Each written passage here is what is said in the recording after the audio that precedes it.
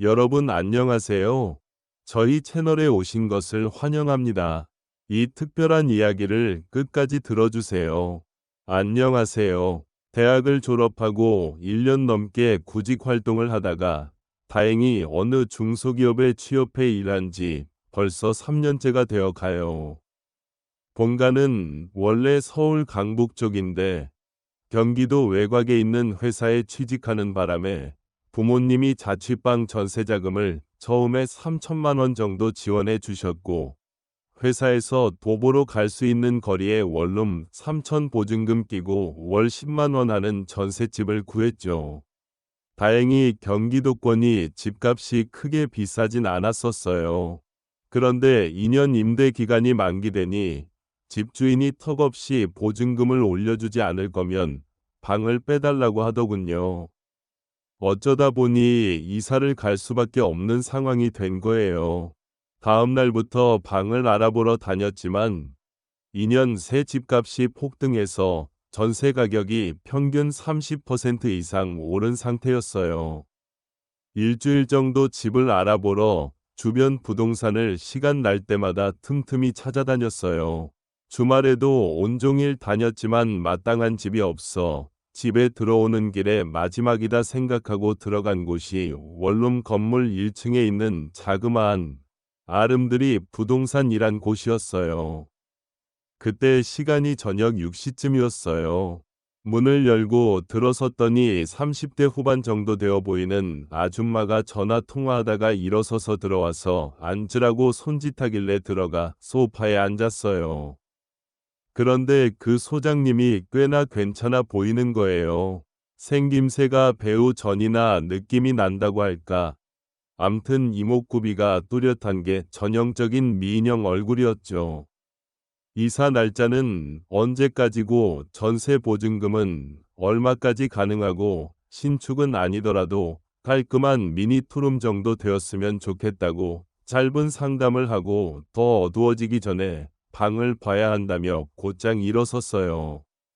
소장님, 잠시만요. 무슨 일이에요? 아니, 소장님 걸음이 너무 빨라서 같이 좀 가자고요.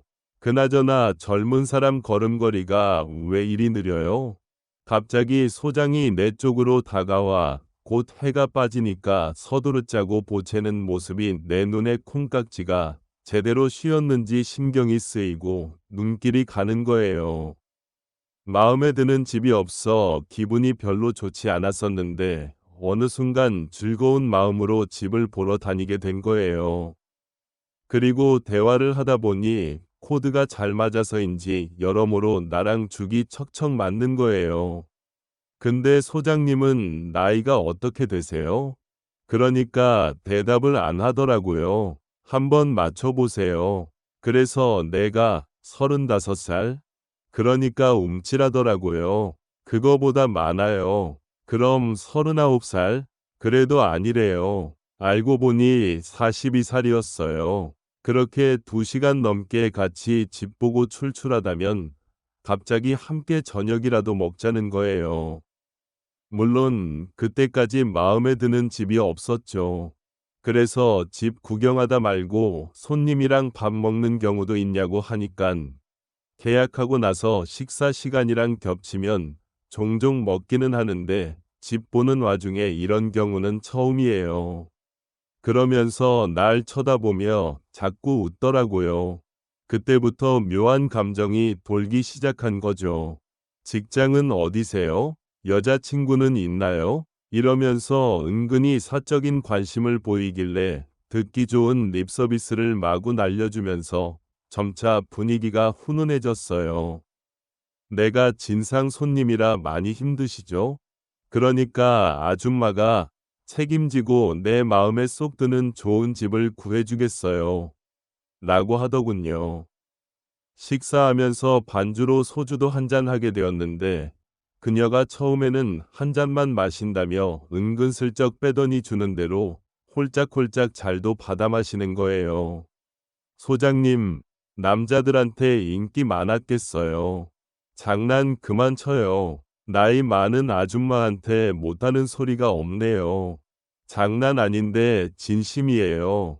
자꾸 부끄럽게 왜 그래요? 그래도 젊은 남자한테 그런 소리를 들으니 기분은 좋네요. 호호, 나 사실 혼자 살아요. 그녀는 내가 묻지도 않은 말에 뜬금없이 자기가 돌싱이라고 고백을 했어요. 그녀는 알고 보니 재작년에 이혼하고 2년 넘게 혼자 살고 있는 이혼녀였어요. 이혼 전 친정엄마가 지병으로 많이 편찮으셔서 어쩔 수 없이 남편과 몇 개월 정도 주말부부로 지냈답니다. 말이 주말부부였지만 아줌마도 친정엄마 병간호에 일을 병행하다 보니 처음엔 한 달에 4번 이상 보던 게 3번이 되고 그러다 한 달에 기껏 한 번이나 2번 정도 얼굴 보는 사이가 되면서 소원해지고 만 거였죠. 신랑 혼자 배달음식 시켜 먹고 남은 쓰레기를 그대로 방치해서 주방과 베란다에 날파리 수십 마리가 날아다니고 청소는 한 번도 하지 않았는지 집구석이 거지 소굴이 따로 없을 정도로 엉망진창이 되었답니다. 어쩔 수 없이 집안일을 돌봐줄 가사도우미 한 분을 쓰게 되었는데 나중에 알고 보니 신랑과 그 도우미 아주머니가 바람을 피운 게 발각이 되어 이혼을 했답니다.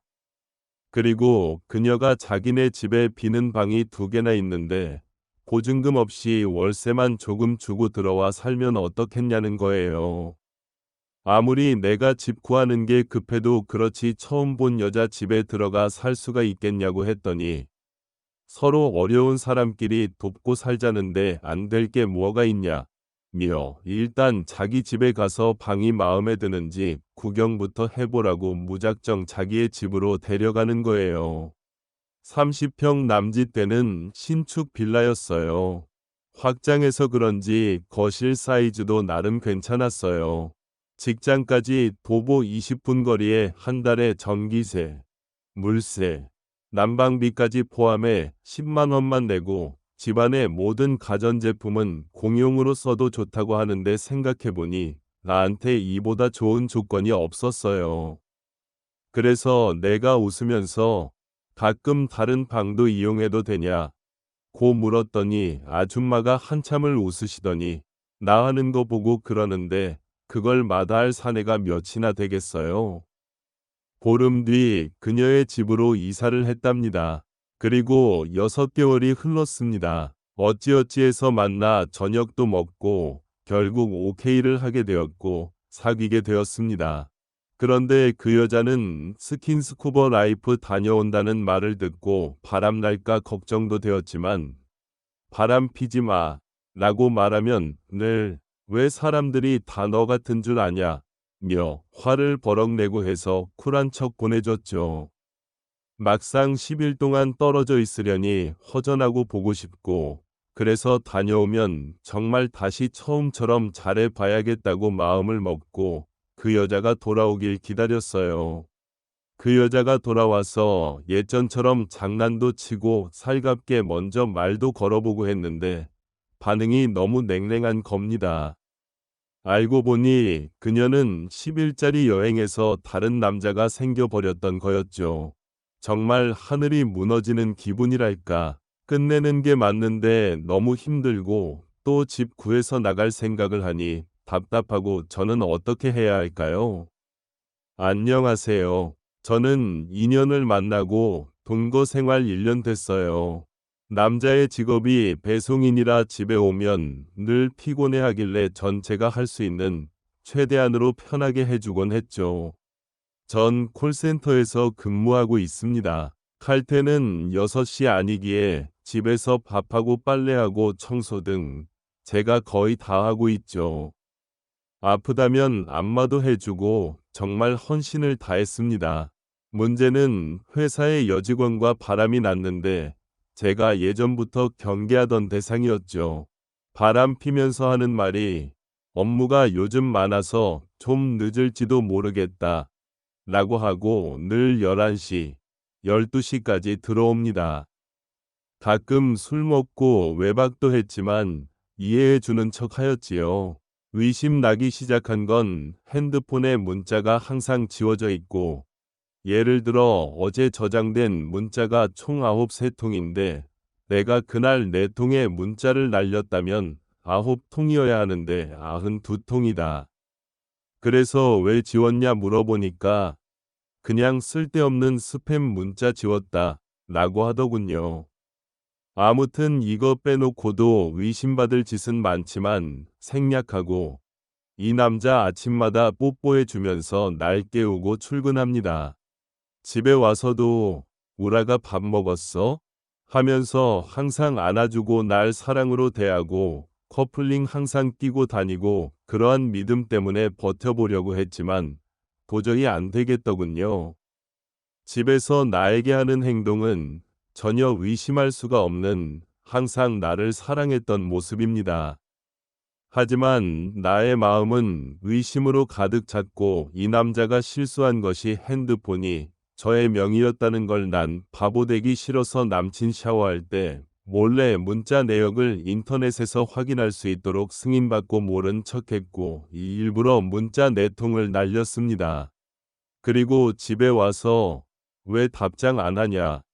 고 화장실 가서 똥 쌀 때 한 번이라도 답장하면 손가락 부러지고 다쳤더니 하는 말이 네가 나 따라다녀 봐 얼마나 힘든데.